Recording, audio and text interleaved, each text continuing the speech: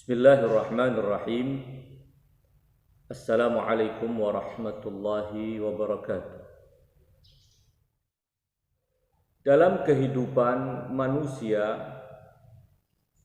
berdoa adalah bukti kesadaran hamba, bukti kepapahan hamba, dan keyakinannya yang mendalam bahwa Allah Subhanahu wa Ta'ala adalah pemilik segalanya, yang maha kuasa, maha kaya.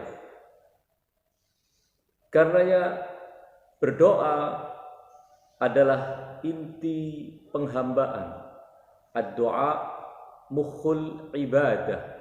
Doa adalah inti ibadah. Karena doa adalah inti ibadah, maka Al-Quran Al-Karim memberikan perhatiannya yang serius tentang doa. Di antara yang menjadi perhatian Al-Quran adalah etika dalam berdoa.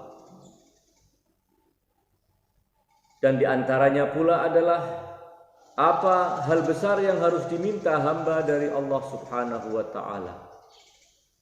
Surat Al-Fatihah sebagai surat pertama Al-Quran Al-Karim, yang juga dinamai dengan surat Ad-Doa, surat doa, mengingat isi dari surat Al-Fatihah adalah bimbingan Allah Subhanahu wa Ta'ala bagaimana seharusnya hamba berdoa kepada Allah Subhanahu wa Ta'ala, dan apa hal besar yang harus diminta oleh hamba dari Allah Subhanahu wa Ta'ala.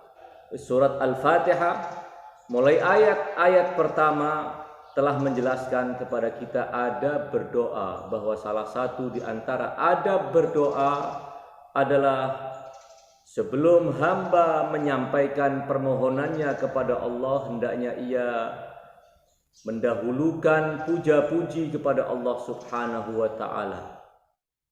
Kemudian barulah hamba menyampaikan isi permohonannya. Surat Al-Fatihah seperti di dalam riwayat Al-Imam Amirul Mukminin Ali bin Abi Thalib alaihi wassalam menjelaskan bahwa surat Al-Fatihah terbagi menjadi dua bagian.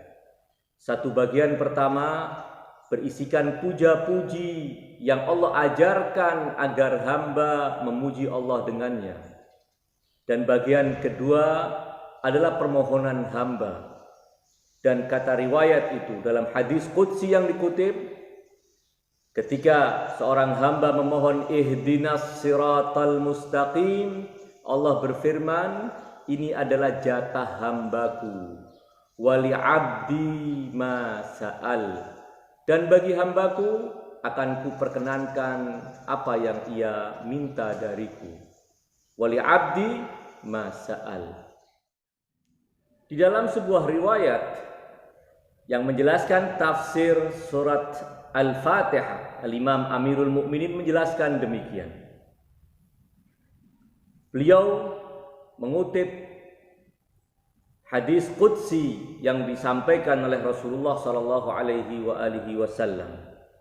Qala Allahu azza wa jal, qassamtu fatihatal kitab baini wa baina abdi. Aku bagi surat Al-Fatihah, pembuka Al-Quran, menjadi dua bagian antara aku dan hambaku. Fanisfuha li wa nisfuha li abdi. Separuh dari surat Al-Fatihah adalah bagianku yang memuat puja-puji bagi Allah Subhanahu wa Ta'ala, dan separuhnya yang memuat inti permohonan hamba adalah bagian hamba. Wali abdi ma sa'al, dan bagi hambaku akan aku perkenankan apa yang ia mohon. Fa'idha qalal abdu bismillahirrahmanirrahim, jika seorang hamba mengucapkan bismillahirrahmanirrahim, Allah Azza wa Jal berfirman, bada'a abdi bismi. Hambaku memulai aktivitasnya dengan menyebut namaku. Wa haqqun alayya an utimma lahu umurah. Dan adalah hak bagiku untuk menyempurnakan baginya seluruh urusannya. Wa ubarika lahu fi ahwalihi, dan aku berkahi semua keadaannya. Ketika seorang hamba mengucapkan bismillahirrahmanirrahim, janji Allah akan menyempurnakan seluruh urusan hamba dan Allah akan memberkahi urusan hamba. Wa idza qala alhamdulillahi rabbil alamin, dan apabila seorang hamba mengucapkan alhamdulillahi rabbil alamin, segala puji bagi Allah Rabbul alamin, qala jalla jalaluhu, Allah yang maha agung keagungannya, hamidani abdi, hambaku memujiku. Wa alima anna ni'amal lati lahu min indi, dan dia mengetahui bahwa nikmat-nikmat yang ada padanya itu datangnya dari aku. Wa innal balayal lati dafa'tu anhu fabitatawuli, dan bencana-bencana yang aku tepis darinya semua karena kemahakuasaanku. Ushidukum, Allah berfirman kepada para malaikat, aku persaksikan kepada kalian, wahai para malaikat, aku persaksikan kepada kalian, wahai umat manusia, wahai semua yang ada di jagat raya, aku persaksikan kepada kalian, anni udhifu lahu ila ni'amid dunya ni'amal akhirah, akan aku gabungkan kepada nikmat dunianya nikmat akhirat kelak. Wa adfa'u anhu balayal akhirah kama dafa'tu anhu balayad dunya, dan aku akan hindarkan darinya bencana-bencana akhirat sebagaimana aku hindarkan darinya bencana-bencana dunia.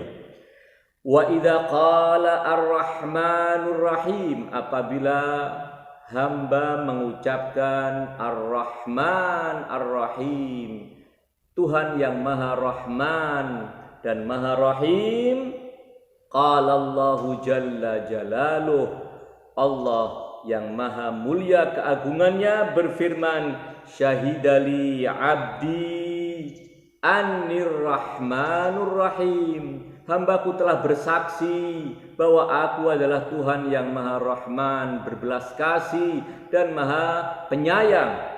Ushidukum, aku persaksikan kepada kalian, la uwaffiranna min rahmati hazzahu, aku akan limpah ruahkan jatahnya dari rahmatku, wala ujzilanna min atai nasibahu, dan aku akan beri untuknya dengan pemberian dan anugerah yang berlimpah. Wa idza qala maliki yaumiddin, qala Allah Ta'ala, jika seorang hamba mengatakan maliki yaumiddin, memuji Allah dengan menyebut bahwa Allah adalah maha raja di hari pembalasan, Allah adalah penguasa, Allah adalah raja di hari pembalasan, maka Allah berfirman, ushidukum kama atarafa anni anal maliku yaumaddin, sebagaimana dia telah mengakui bahwa aku Allah adalah raja di hari pembalasan, la usahhilanna yaumal hisabi hisabah, aku akan permudah hisabnya di hari perhitungan kelak. Wala atajawazanna an sayyiatihi, aku akan ampuni kekurangan-kekurangannya, dosa-dosanya, kejelekan-kejelekannya. Wa idza qala al-'abdu iyyaka na'bud, jika hamba berkata hanya kepadamu kami menyembah, qala Allahu azza wa jal, sadaqa 'abdi, benar hambaku ketika dia mengatakan hanya kepadamu ya Allah kami menyembah. Sadaqa 'abdi iyyaya ya'bud, hanya kepadaku ia selalu menyembah. Ushidukum, aku persaksikan kepada kalian, la usibanna an ibadatihi sawaban yaghbituhu kullu man khalafahu fi ibadatihi li. Aku akan beri dia pahala atas ibadahnya dengan pahala yang akan semua orang yang menyalahinya dalam menghambakan diri kepada Allah akan iri dengan agung dan besarnya pahala Allah Subhanahu wa taala tersebut. Fa idza qala, dan jika seorang hamba mengatakan wa iyyaka nasta'in, dan hanya kepadamu kami memohon bantuan, qala Allah taala, Allah berfirman, bista'ana, hanya denganku hambaku memohon bantuan, wa ilayyal taja'a, dan hanya kepadaku ia berlindung, ushidukum la u'inannahu ala amrihi, aku persaksikan kepada kalian, aku benar-benar, kata Allah, akan bantu dia dalam urusannya, wala udhisannahu fi syadaidihi, aku akan bantu dia, aku akan selamatkan dia dalam kegentingan-kegentingan kondisi yang sedang dia alami, wala akhudhanna biyadihi yauma nawaibihi, aku akan entas dia, aku akan angkat dia di hari-hari bencananya agar dia selamat dari bencana. Lalu riwayat itu melanjutkan, fa idza qal, dan apabila hamba berkata, yang ini menjadi bagian kedua dari surat Al-Fatihah yang merupakan jatah hamba memohon kepada Allah, ihdinas siratal mustaqim, hingga akhir ayat, siratal ladzina an'amta alaihim ghairil maghdubi alaihim waladdallin. Allah Azza wa Jalla berkata, hadza li'abdi, ini adalah bagian hambaku, ini adalah jatah hambaku, wa li'abdi ma sa'al, dan bagi hambaku aku akan perkenankan semua yang ia minta dariku. Faqad istajabtu li'abdi wa a'taituhu ma ammal, aku telah menyauti panggilan hambaku dan aku telah berikan apa yang ia inginkan. Wa amantuhu mimma wajala minhu, dan aku buat dia dalam keadaan aman dari apa yang ia khawatirkan. Inilah surat Al-Fatihah mengajarkan kepada kita apa yang harus kita minta dari Allah Subhanahu wa taala. Kita diajari oleh surat Al-Fatihah agar memohon kepada Allah sesuatu yang sangat besar, agar selalu berjalan di atas sirat mustaqim, jalan yang lurus, jalan yang diajarkan oleh Rasulullah sallallahu alaihi wasallam, jalan yang diwarisi oleh Ahlul Bait alaihimussalam dari Rasulullah sallallahu alaihi wasallam.